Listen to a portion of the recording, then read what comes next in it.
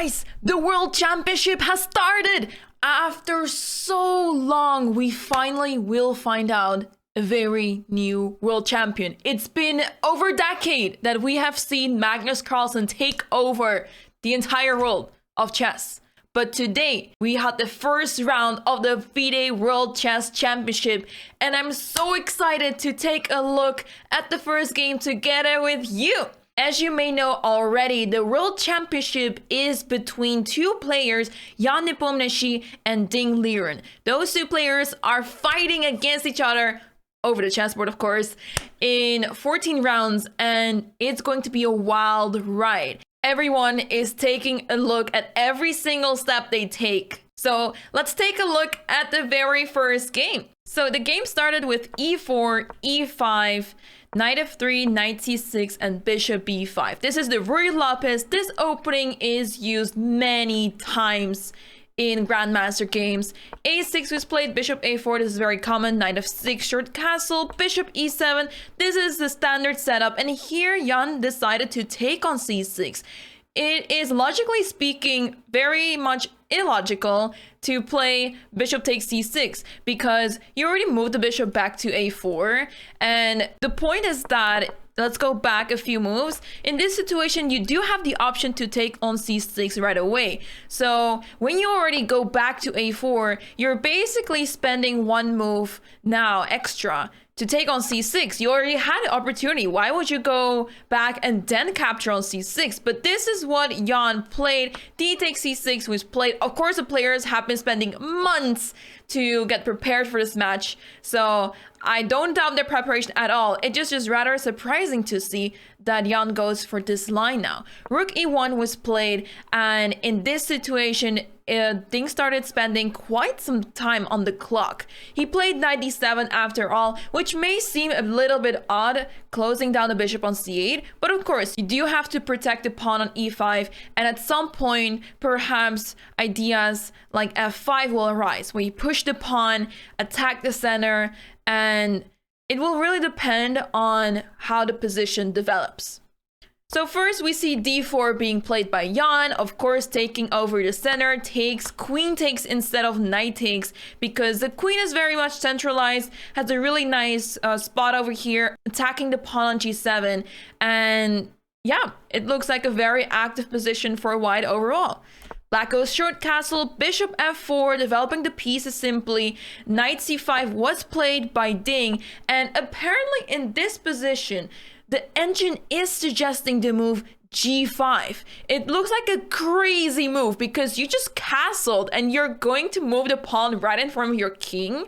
But the idea makes sense. You are going to take control over the king side. Your pieces are very close to the king side. You always have bishop f6 available, and with g5 you're simply gaining more and more space. So after g5, the bishop will slide back to g3, and you can start pushing the pawn even more to g4, and once the knight will have moved, for example, to d2, because of course you cannot go to h4. That is simply giving away the piece.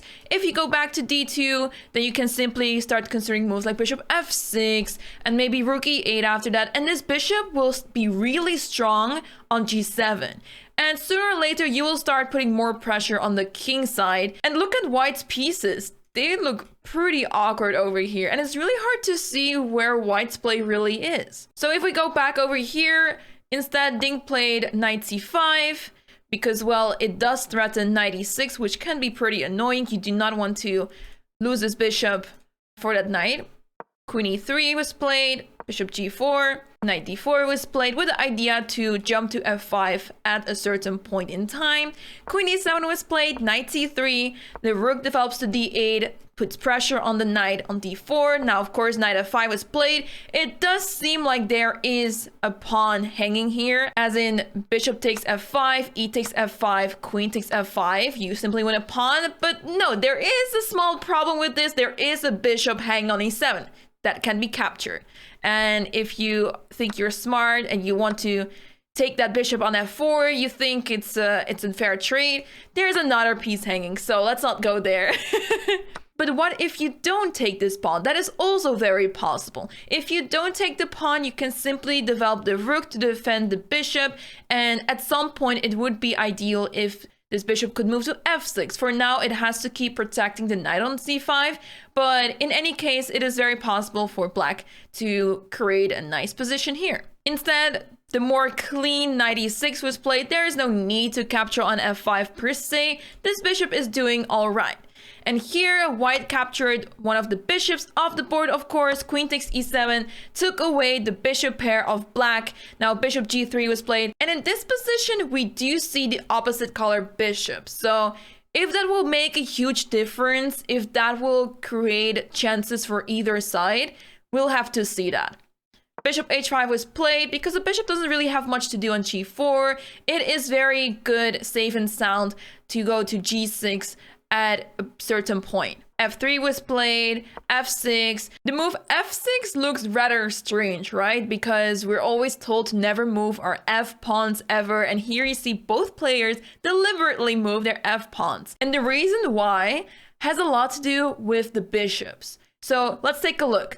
This bishop on h5. Imagine if black didn't play f6. Now this bishop will at some point go to g6 because, well, the bishop doesn't have anything to do over here. It is just staring at this pawn on f3. And if the bishop goes to g6, it is staring at this pawn on e4. And those pawns are very well defended because, as you can see, there's an entire pawn chain over here. And it's really hard to break this pawn chain. So this bishop is pretty terrible over here. So that's why a move like f6 is considered and actually played, so that you can move the bishop to f7 and you can create more chances for your bishop over there. And same goes for white.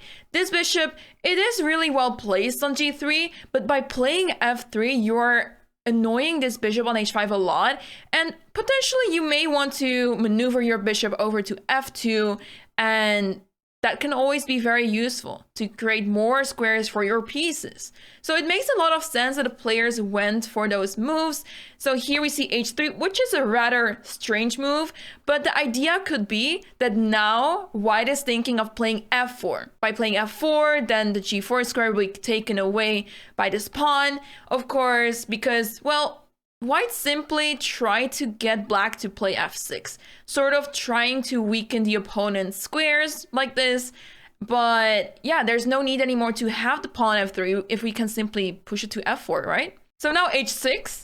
So the players really went for a symmetrical play here, sort of. It was pretty funny to see this. But yeah, it's always a good idea to create some luft for your king. As you can see, king h2 was played. And now we see bishop sliding back to f7. Rook ad1, simply developing the rook. b6 was played. The players are taking it very easy over here, but they're moving their pawns. And we all know that when you move pawns, you do have to be really careful with moving your pawns, because once you move pawns, you weaken many squares around it. a3 was played. a5. The reason why the players are moving their pawns over here is because they're looking for those tiny little details to make small improvements and try to see how they can weaken the opponent's position. Knight e2 was played over here, simply trying to maneuver the knight to a better square, because on c3 it is not doing much. You're better off developing or moving the knight to f4, maybe to d4. It has better chances there, especially if you're able to maneuver the knight to f5. f5 is an amazing square for that knight. So if you move the bishop, for example, bishop f2, knight g3, knight to f5, that seems a great idea for white. And that is what white is going for. Rook takes e1, the rooks were traded off, now rook d3. Of course, you don't want to trade that easily because rook takes d8, the queen may take on d8, and then black is the one taking control of the d file. So that is not really desired by white.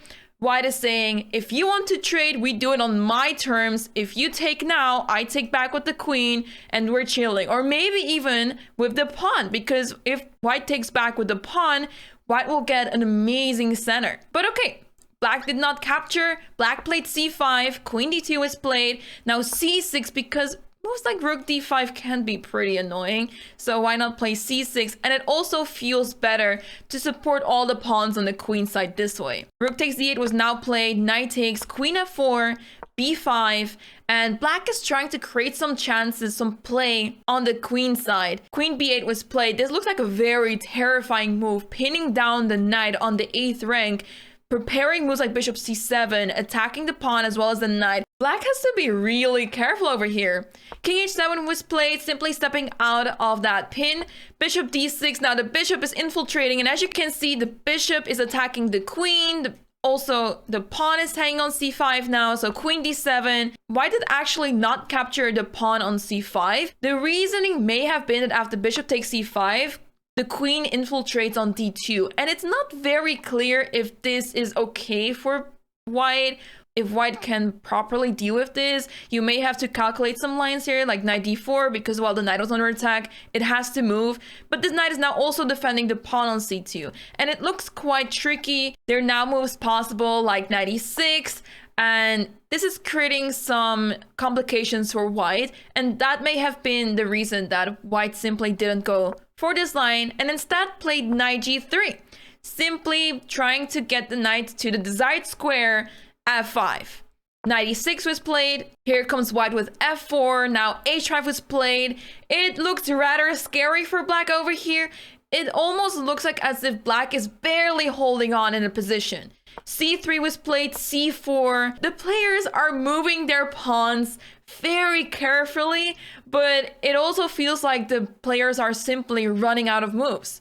h4 is played, queen d8, and white did not trade the queens. White played queen b7 in case of queen takes d8, knight takes d8. After bishop c7 to double attack the knight and the pawn, then perhaps knight b7 would have been played. And it's really hard to see how either side can make progress. Of course, it seems like white has a better chances because white can actually create a pass pawn. But at the same time, if we look at it closely, this knight can jump around. This pawn over here is very weak, and once the pawn on b2 falls, everything else on the queen side will fall as well. So whether either side can really create big chances over here, it's not very clear. So yeah, that's why queen b7 was played, because well, with the queens on the board, it looks much more interesting for white. Bishop e8, the queen did not capture that bishop because well, black's bishop is also hanging after queen takes e6, queen takes f7. This pawn on h5 will fall, and it looks very unpleasant for black over here. I mean, imagine if you take on f4 with the queen, your knight simply drops. And let's take a look at this line because it may look pretty scary for white. But after queen takes h4, you simply retreat the queen to h3. And in case black doesn't take on f4 with the queen, but with the knight, you will have problems defending your king over here because the knight will be attacking the queen as well as threatening checkmate over here. So that is very unpleasant for black. So that's why after queen b7, bishop e8 was played, knight f5, the knight comes in, queen d7. Now black is offering the queen trade once again. Here they repeat moves sort of, and then we see that the queens are traded off. Knight d4 was played, knight b7, e5, trying to create that pass pawn and trying to make some improvements in the position. King g8, king g3, the kings are getting closer. Bishop d7, bishop c7, knight c5, which is really interesting to see that black is simply sacrificing the pawn, but black has much more potential, sacrificing the pawn and trying to infiltrate with the knight over here. After bishop b4, simply knight d3.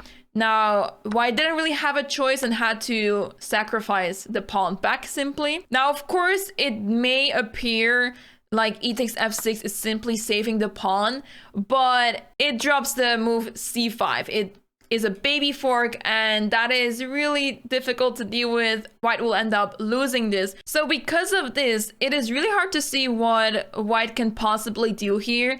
Your pawn on e5 is under attack, the pawn on b2 is also under attack, so e6 check is a nice distraction because you're going to lose the pawn anyways. Bishop takes e6, knight takes c6, simply trying to still be ahead of pawn, but okay, bishop d7, knight d4, knight takes b2, simply capturing the pawn back, and there's very little play for either side. King f3, knight d3, g3, simply shutting everything down, making sure that everything is protected. knight c1, and king e3. This is the moment where the players agreed to a draw after 49 moves. I mean, it looked like it was looking really good for Jan Nepomniachtchi in the first game, but ultimately he was not able to convert his position to a winning advantage, and Ding Liren simply held on for a really long time. He defended really well, so that's a really good result for Ding in the first game with the black pieces. Afterwards, in an interview, Ding did mention that he was not really pleased with the result of today's game. He was mentioning that he was feeling quite depressed, and yesterday he was not really able to prepare as much. So that is of course really unfortunate to hear. We do know that a lot of people are rooting for Ding over here. Ding is quite a loved character and person in the chess community. I was also really happy to meet him recently in Wijk aan Zee in the Tata Steel chess tournament. I was able to have an interview with Ding. Unfortunately, there's zero footage of that interview, but I can guarantee you this person is absolutely amazing. He has a really great personality, and well, you can probably already tell I may be slightly rooting for Ding over here, but I wouldn't mind at all if Jan Nepomniachtchi wins the match. So who are you rooting for? Are you Team Ding or are you Team Jan? I would really love to hear that in the comments. Let me know. And I really hope you enjoyed this recap as well. I will be trying to make those recaps daily. It is, of course, a very long tournament, 14 games. I'm looking forward to the next game, guys. Let's see what the players have cooked up for the next game.